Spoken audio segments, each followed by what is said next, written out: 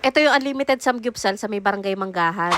Halos nasa tapat lang sila ng Hville Hospital at ito ang Habcham Unlimited Korean Barbecue. 199 pesos yung pinakamura nilang samgyup na may plain pork and chicken at unlimited side dishes na. 229 pesos naman kapag may marinated pork and chicken. 329 naman kapag beef and chicken. At 429 kapag pork, chicken, beef, Hungarian sausage at may shrimp. Sa lahat ng presyo nila, ito yung unlimited side dishes na kasama. Anli ang japchae, fish cake, kimchi, cucumber, corn, potato marble, spring onion, lettuce, at rice. At sa sauce, may samjang at 1 serving ng cheese. Pag gusto nyo ng only cheese, mag-a-add kayo ng 50 per head. Maganda na sa una pa lang, tatanungin na nila kayo kung ano yung ayaw nyo sa side dishes. Hindi na kasi nila isi-serve yun kung hindi nyo gusto. Para iwas leftover charge na rin. Yung pinili namin dito, yung 229, na may marinated pork and chicken. Makapal yung chicken na sinerve sa amin dito. Ayos din to pang balance para hindi puro taba yung kakainin nyo. Ito naman yung plain pork. Kayo yung magtitimpla ng salt and pepper. Sa pagsasamgyup namin ni Maynard, gustong-gusto namin tong plain pork. Kapag ito yung pinipili namin, parang hindi kami mabilis mabusog agad. Wala kasi tong kasamang sauce. At ang sarap nito kapag pinrito nyo na medyo malutong. Yung cheese naman na sinaserve dito, medyo malabnaw ito at yung lasa milky. Mas lamang yung lasa ng milk kesa sa cheese. Yung ibang cheese kasi di ba maalat. Ito light lang yung lasa, pwede mong papakin. Sa side dishes naman, nagustuhan namin tong spring onion. Nagbigay kasi ito ng panibagong lasa sa samgyup. Medyo maanghang yung lasa nito at nakakatanggal umay. Sa pag-request naman ng refill, dalawa lang kaming customer nila nung nagpunta kami. At mabilis naman nilang na-refillan yung request namin. Maraming salamat nga po pala sa nag-request nitong Habcham na itry namin. Na-enjoy namin yung samgyup dito at madali lang hanapin. Siya nga pala guys, hindi lang samgyup ang meron sila dito. May mga rice meal din sila tsaka short order. At ito po, pag may birthday, meron silang backdrop. Kaya sa mga naghahanap ng samgyup, try nyo na rin tong Habcham sa tapat ng Hville.